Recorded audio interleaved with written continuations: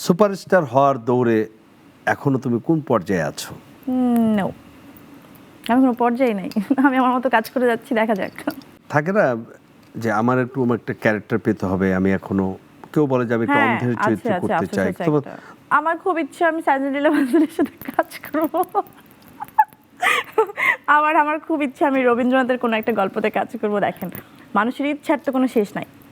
যখন আপনি কোনো একটা সুন্দর একটা সিনেমা দেখেন, সুন্দর একটা ক্যারেক্টার দেখেন, তখন মনে হয় না, ইস, এটা আমি হলে মনে হয় আমার এরকম একটা ক্যারেক্টার করা উচিত, মানে আমি কেন এটা নাই। সো এই ক্ষুধাটা থেকেই আসলে আমরা ভালো ভালো কাজের সন্ধানটা করি, যে অনেকগুলো স্ক্রিপ্ট আসলেই একটা স্ক্রিপ্টটা কেন বাছি, যে হয়তো একদিন না একদিন কোথাও না কোথাও যে আমার মনে হবে যে, আর আর্টিস্টদের কোনো মানে চাওয়ার আসলে শেষ থাকে না। ওই যে বললাম না, আমি তো চাইলে তো আমি সঞ্জয় লীলা বানসালির সাথে, যেহেতু আমার খুব পছন্দের ডিরেক্টর, আমার ওনার সাথে কাজ করতে গেলে মনে হয় খুব আরাম লাগবে। আমার কোনো একটা চরিত্রকে নিয়ে আমি খুব এক্সপ্লোর করতে পারবো, ঠিকঠাক মতো প্লে করতে পারবো, আমার মন দিয়ে হয় না ওইভাবে আমি প্রপারলি করার ট্রাই করবো।